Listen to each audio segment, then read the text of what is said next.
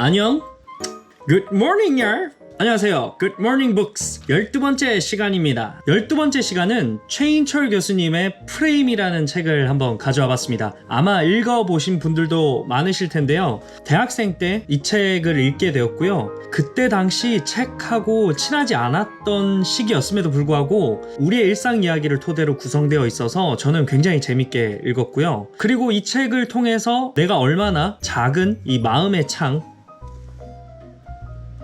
창으로 이렇게 세상을 바라보고 있었는지 일깨워준 책이기도 합니다. 프레임이라는 책을 첫 번째 소개하기 위해서 퍼시 대왕 핑크라는 서양 동화를 시작으로 한번 이야기를 시작해 보도록 하겠습니다. 고고!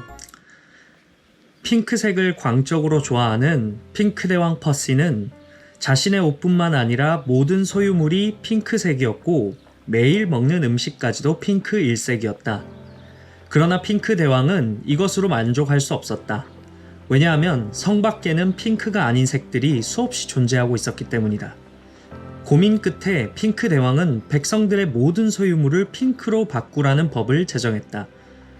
왕의 일반적인 지시에 반발하는 사람들이 많았지만 어쩔 수 없이 그날 이후 백성들도 옷과 그릇, 가구 등을 모두 핑크색으로 바꾸었다. 그러나 핑크 대왕은 여전히 만족하지 않았다. 세상에는 아직도 핑크가 아닌 것들이 존재하고 있었기 때문이다.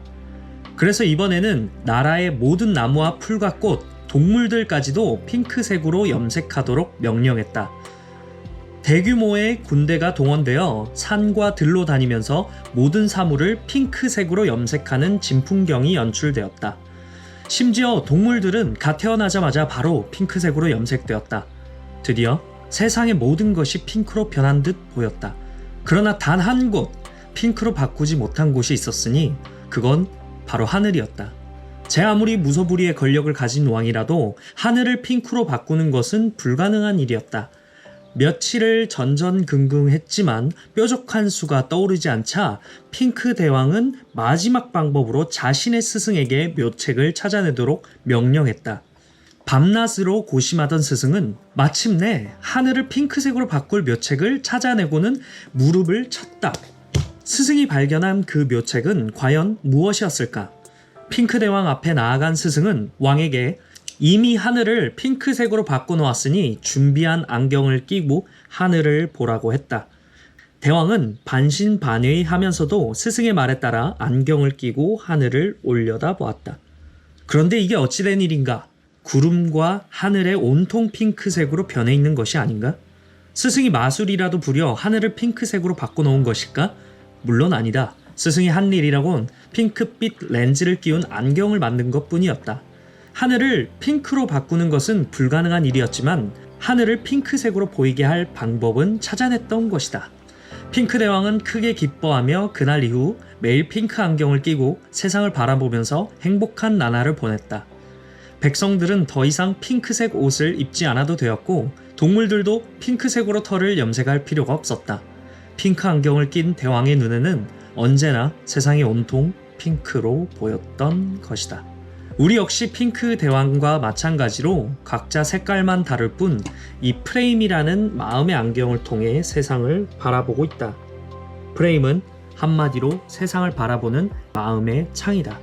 지혜는 한계를 인정하는 것이다. 나는 지혜란 자신이 아는 것과 알지 못하는 것, 할 수 있는 것과 할 수 없는 것 사이의 경계를 인식하는 데서부터 출발한다고 믿는다. 우리는 세상을 있는 그대로 객관적으로 보고 있다고 생각하지만 사실은 프레임을 통해서 채색되고 왜곡된 세상을 경험하고 있는 것이다. 프레임으로 인한 이러한 마음의 한계에 직면할 때 경험하게 되는 절대 겸손, 나는 이것이 지혜의 출발점이라고 생각한다. 어떤 프레임을 통해 세상에 접근하느냐에 따라 삶으로부터 얻어내는 결과물들이 결정적으로 달라지기 때문이다.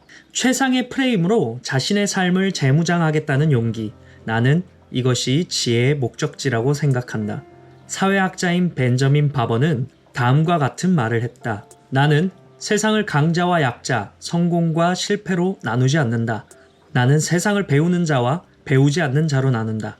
최인철 프레임 중에서 제 첫 직장을 외국계 회사에서 시작을 하게 되었습니다. 그때 대학 시절에 줄곧 제가 한국에서만 지내게 돼서 제 마음 한구석에는 외국인들과 소통하면서 일을 하고 싶다는 열망이 굉장히 컸던 것 같아요. 그리고 나서 4년 정도 일을 하고 나니 갑자기 제 자신이 유리로 된 새 장 안에 갇혀있는 새와 같이 느껴졌었어요. 이 눈으로는 밖이 보이는데 나갈 수 없는 공간에 갇혀있는 듯한 느낌? 그래서 세상을 알고 싶어서 무작정 세계여행을 하기 위해 퇴사를 했습니다. 무모한 결정일 수도 있었지만 저는 당시 그 결정을 저는 존중하고요. 그래서 이제는 세상을 탐험하는 여행 유튜버로서 시작을 앞두고 있고요. 비록 지금 세상이 코로나로 인해 잠시 경직되어 있지만 우리는 곧 이 상황을 적응하고 그리고 이겨나갈 거라고 저는 믿습니다. 그리고 제가 탐험하는 그 세상을 여러분들한테 공유할 수 있는 그날도 저는 찾아올 거라고 믿습니다. 그럼 오늘 하루도 활기차게 시작하시길 바랍니다. 그럼 다음 영상에서 뵙겠습니다. 바이바이.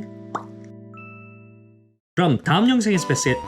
스승은 마침내 하늘을 핑크색으로 바꿀 묘책을 찾아내고는 무릎을 쳤다. 무릎을? 나는 세상을 강자와 약자. 아이고. 예. 여다경. 너 엄마 말 안 들을 거니? 여다경. 여다경. 너 엄마 말 안 들을 거니? 다음 영상에도 올 거지? 안녕.